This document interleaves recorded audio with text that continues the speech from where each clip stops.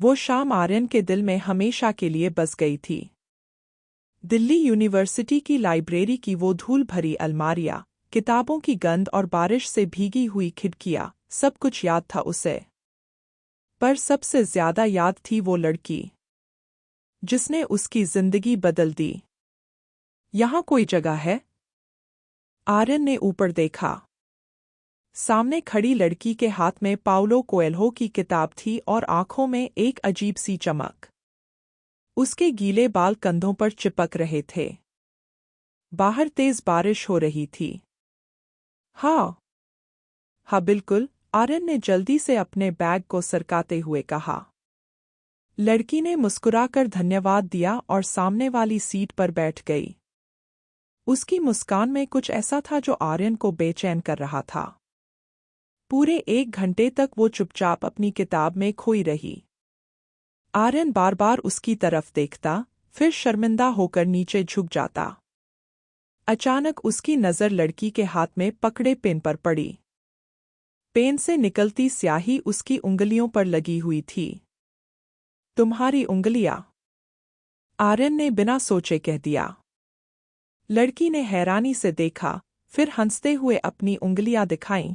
हर बार ऐसा ही होता है। मैं जब भी कुछ लिखती हूँ, पूरा हाथ स्याही से भर जाता है। तुम लिखती हो? कविताएं? कभी-कभी, उसने शर्माते हुए कहा। मैं आर्यन हूँ। और मैं आदिति। उस दिन के बाद लाइब्रेरी की वो कोने वाली टेबल उनकी जगह बन गई। हर दोपहर वहाँ मिलना, किताबों के बारे में बहस करना, एक दूसरे की लिखी कविताएं पढ़ना, ये उनकी दिनचर्या का हिस्सा बन गया।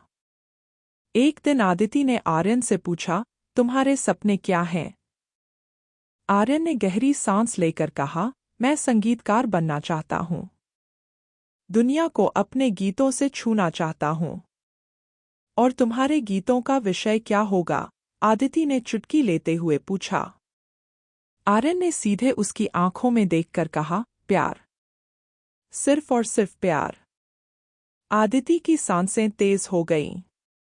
उसने जल्दी से अपनी नजरें हटा लीं।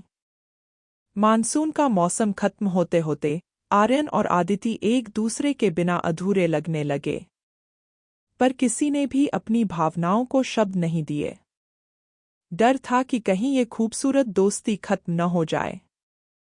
फिर वो दिन आया जब आदिति ने आर्यन को बताया कि उसे कनाडा में पढ़ने का मौका मिला है। मैं अगले हफ्ते जा रही हूँ, आदिति ने धीमी आवाज में कहा। आर्यन का दिल धड़कना भूल गया। कितने समय के लिए?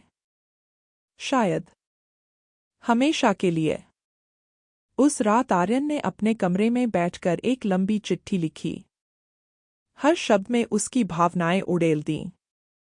पर जब सुबह हुई तो उसने चिट्ठी को अपनी डायरी में रख दिया। डर लग रहा था कि अगर आदिति ने उसकी भावनाओं को साझा नहीं किया तो उनकी दोस्ती खत्म हो जाएगी। हवाई अड्डे पर विदाई के वक्त आदिति ने आर्यन को एक लिफाफा दिया। इसे मेरे जाने के बाद पढ़ना। जैसे ही आदिति का विमान आकाश में गायब हुआ, आर्यन ने लिफाफा खोला। उसमें एक कविता थी। तुम्हारी आंखों में मैंने पढ़ा वो अल्फाज जो तुम्हारी जुबान ने कभी नहीं कहे।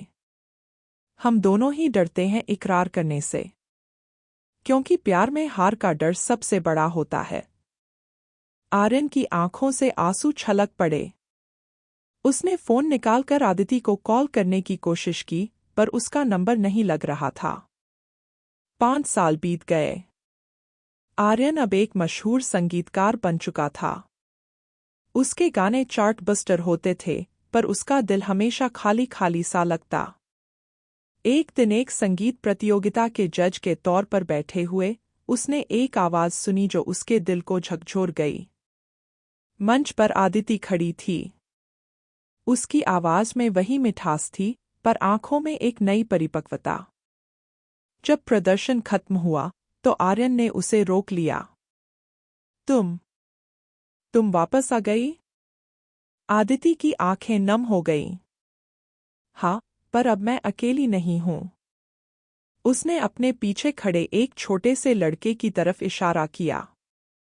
ये मेरा बेटा है, अद्वित।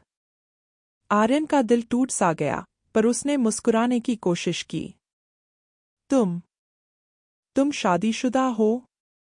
आदिति ने सिर हिलाया। नहीं, मैं अकेली ही माँ हूँ। उस रात आर्यन ने अपनी पुरानी डायरी खोली और वो अधूरी चिट्ठी निकाली जो उसने कभी आदिति को नहीं दी थी। अगले दिन उसने आदिति के घर का पता ढूंढा और दरवाजे पर खड़ा हो गया। मैं 5 साल पहले ये चिट्ठी तुम्हें देना चाहता था, आर्यन ने कांपते हाथों से लिफाफा बढ़ाते हुए कहा। आदिति ने चिट्ठी पढ़ी और फूट फूट कर रो पड़ी।